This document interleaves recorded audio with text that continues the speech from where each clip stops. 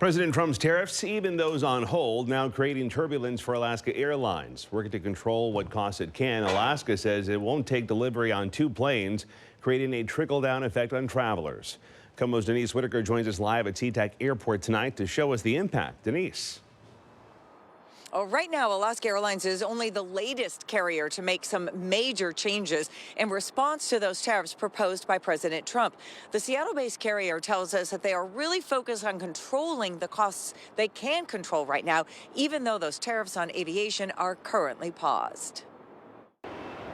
Alaska Airlines, in a statement to KOMO, said it will not accept additional costs from tariffs, so it delayed the delivery of 2 Embraer aircraft coming from Brazil. Without those 2 jets for its subsidiary Horizon Air, Alaska had to adjust its summer schedule, canceling a dozen or more regional flights a day.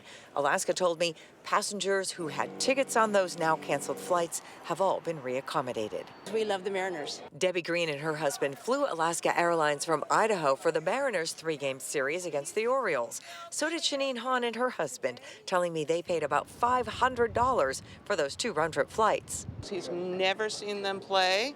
I said, they're next door. We're going. It's our 20th anniversary, so it's a little just getaway for us. This trip, she said, seemed affordable, but what about the next one in light of tariffs? So prices rise due to fuel, food, just harder to get into and out of different countries, then yes, that'll change things. I think it's expensive because I looked at flights to Florida to see how much it was, and it was too expensive for me to afford. Julia G's trip from St. Louis to visit family was a family affair. The tickets bought long before tariffs started having any impact. The flights were really good for us for this time, but I think they've increased a decent amount since that time, probably around 20% so far. Other carriers, including Southwest, Delta, and American, also looking at ways to buffer their finances from tariffs, which can have significant financial impacts, not just for airlines importing new aircraft, but also on supply chain parts that may be coming from overseas. And I did ask Alaska Airlines whether or not they expect any additional impacts on maintenance, on their workforce, on consumers, and they told me right now they do not expect any additional impact on their workforce or on the price of fares. By the way, there is a decision expected to come sometime this month on those aviation tariffs that are currently on hold.